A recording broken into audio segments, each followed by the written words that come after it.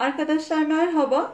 Bugün sizlerle hepimizin lezzetini çok sevdiği, tam bir sağlık ve şifa kaynağı olan tarhana yapımını paylaşacağım. Şimdi yapımına geçelim. Bunun için malzemelerimiz 1 kilogram kapya biberimiz var. 1 kilogram salçalık domates, yumurta domates tabir edilen domatesimizden var. Yarım kilogram yeşil biber, 2 kilogram süzme yoğurt, 1 kilogram ev yoğurdu, 1 kilogram kuru soğan, 5 kilogram şimdilik unumuz, 2 demet maydanoz, 1 demet nane ve tuzumuz var. Tüm malzemelerimizi güzelce yıkayıp hazırlamıştık zaten. Şimdi robotumuzda bütün malzemelerimizi çekeceğimiz için biraz önce küçültelim. Domateslerimizden başlayarak biraz küçülterek doğrayalım.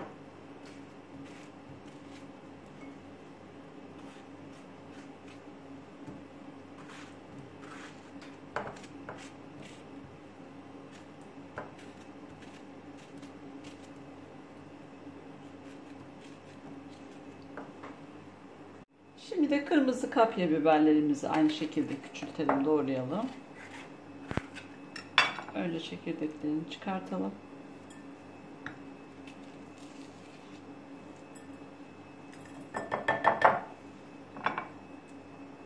Çekirdekleri kalmasın.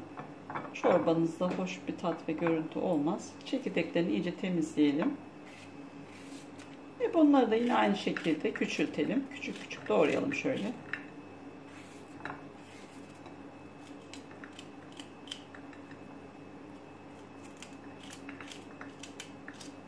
Bütün biberlerimizi aynı şekilde doğrayalım.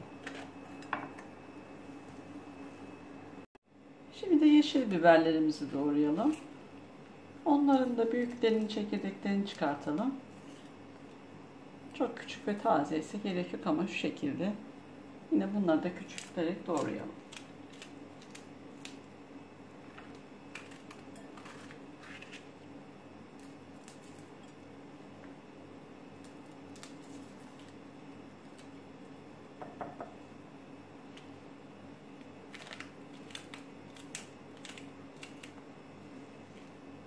Şimdi de soğanlarımıza geldi sıra.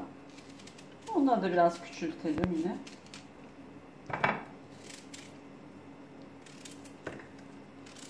Şu büyüklük yeterli. Robottan geçireceğimiz için zaten çok küçültmemize de gerek yok.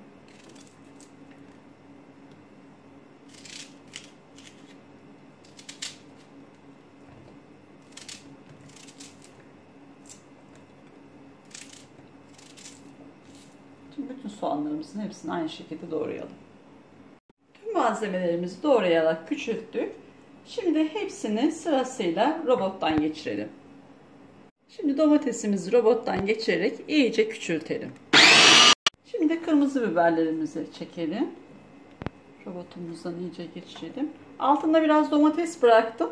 Biber biraz kuru olduğu için daha zor çekilebilir diye.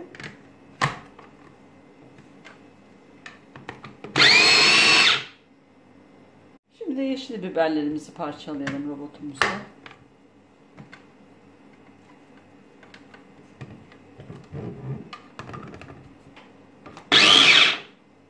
Şimdi de soğanlarımızı geçiriyoruz robottan. Maydanoz ve nanemizi de güzelce robottan geçirdik ve diğer karışımımızın üstüne ilave ediyoruz. Tüm sebzelerimizi robottan geçirdik, püre haline getirdik. Şimdi yoğurtlarımızı ve sebze karışımımızı yoğuracağımız kabımıza alalım. Süzme yoğurtlarımızı koyduk. Normal ev yoğurdumuzu da ilave edelim ki hem biraz ekşiliğiyle hem de probiyotik katkısıyla tarhanamızı daha besleyici hale getirsin.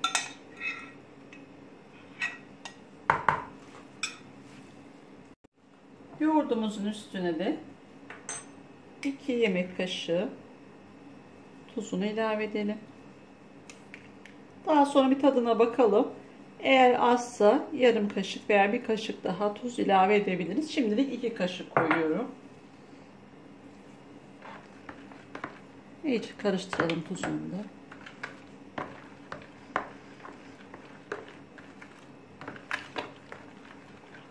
Sebze karışımlarımızı da yoğurdumuzun üstüne ilave ettik. Ve ikisini her tarafına güzelce karışımımız iyice birbirine girsin diye karıştırıyoruz.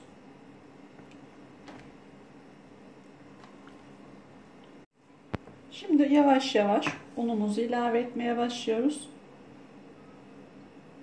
Karıştırdıkça un ilavesiyle devam ediyoruz.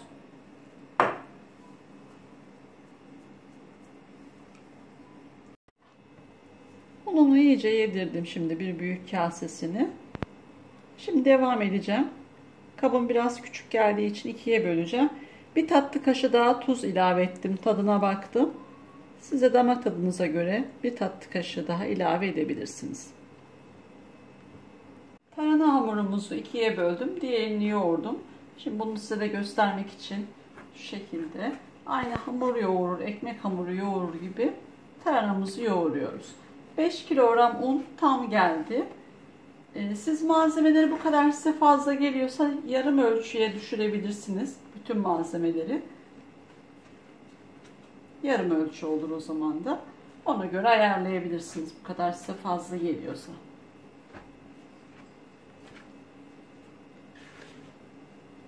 Gördüğünüz gibi aynı bir ekmek hamuru kıvamında oldu.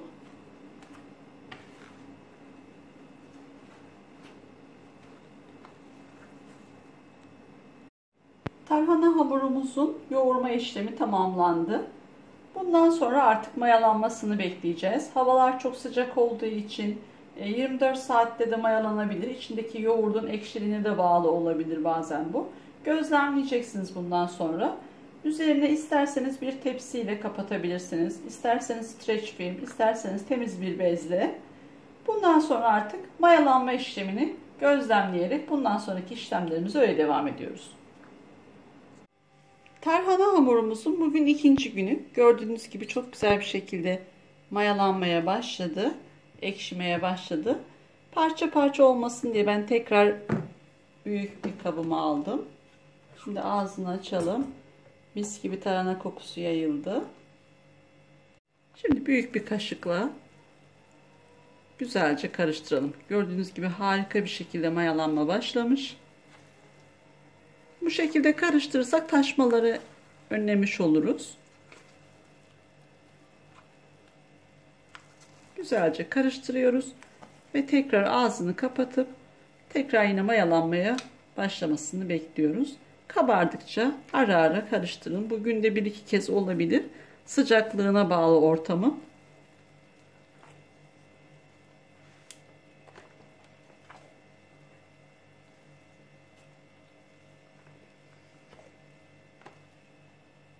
Tarhana hamurumuzun bugün 5. günü. Artık mayalanma işlemimiz tamamlandı. Şimdi artık bir bezimizin üstüne döküp güzelce havalandırıp ondan sonra kurutma işlemine başlayacağız. Bezimizi güzelce masamızın üstüne serdik. Her tarafını şöyle hafifçe unluyoruz. Hamurumuz yapışmasın diye.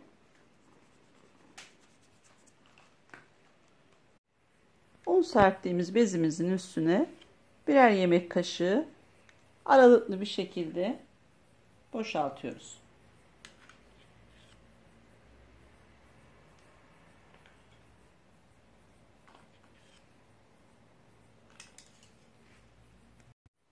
Tarhana hamurumuzu serdik.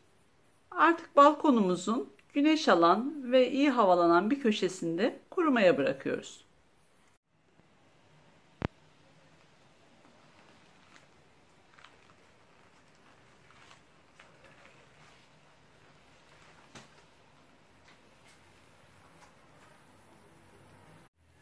Ortalama 2 saat sonra yüzeylerinde hafif kuruma başladı ve şimdi ters döndürüyoruz tarhana hamurumuzu, diğer yüzeyleri de kurusun diye.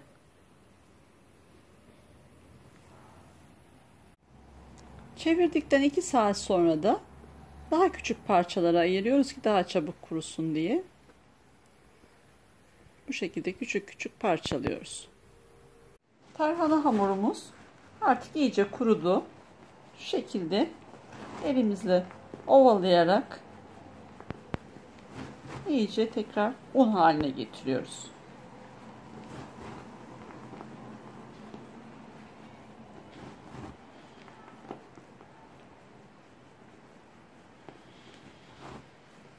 Daha sonra da süzgeçten geçireceğiz.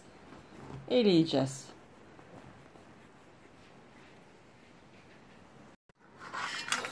Süzgeçimizden şu şekilde eleyerek altına ince bölümünün geçmesini sağlıyoruz. Elinizde şu şekilde de yapabilirsiniz. Gördüğünüz gibi çok güzel bir şekilde ince kısmı da alta geçti. Şimdi bütün tarhanamızı bu şekilde eleyerek ovalayıp bitireceğiz işlemimizi. Tarhanamızı temiz, kuru, hava alan bir yerde 3-4 gün serip kuruttuk. Gördüğünüz gibi harika bir tarhanamız oldu. Tüm deneyenlere şimdiden afiyet olsun. Kanalıma abone olup bana destek olursanız çok sevinirim. Başka bir tarifimizde görüşmek dileğiyle. Hoşça kalın.